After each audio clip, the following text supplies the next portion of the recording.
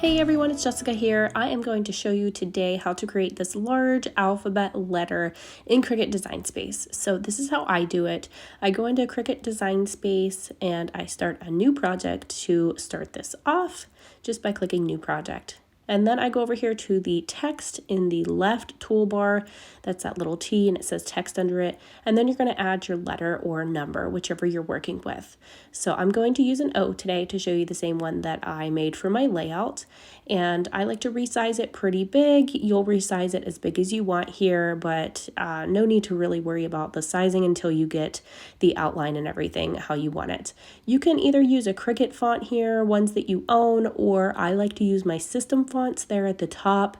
I just clicked system. These are all the fonts that are on my computer. I get a lot of my fonts for free on dafont.com. That's DAFONT.com.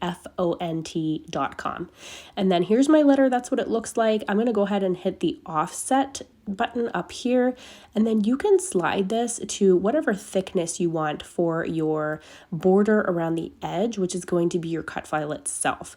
So I like to use kind of a thinner one, but thick enough that I can still back it manually if I want to back it manually. So there you can see my border in the darker black color, and it says offset on the right. And then I'm going to also show you too how I create my backing piece if I was going to back this, which really comes in handy depending on what I'm doing. So I've got my offset here, and then I've got my regular O shaped there that I started with. I'm going to select both of these layers together, and then I'm going to go ahead and hit this slice tool. And what that's going to do is that's going to create this slice. So I virtually have all of my pieces here, but I want to end up with this end result here. So this is going to be my actual cut file itself. So what I've ended up with is just the outline. I no longer have my other pieces that go on the inside. But if I wanted to keep those layers, I could. That's the inside layer, and so is that. So I don't want them. I'm not going to use those for anything. So I'm just going to go ahead and delete them. But if I wanted the piece to actually back this entire O, like the piece that I cut to adhere my photos to when I make my photo collages out of these large alphas, I want to duplicate this. So I clicked on my O.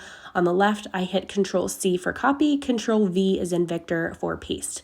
Then I went into this contour feature. You want to hide all contours by clicking that bottom right button, and then simply click the middle of the O because that is the part that I don't want hidden because I want that to cut out. So once that is done, I'm trying to close out of this window because when I record these videos, that button is actually hidden with my toolbar. So excuse the black there.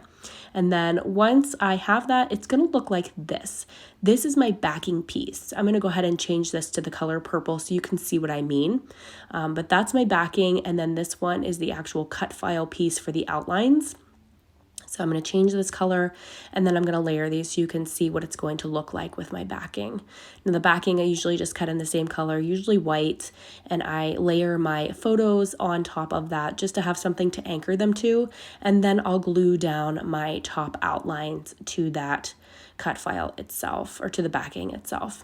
I don't usually save my projects either.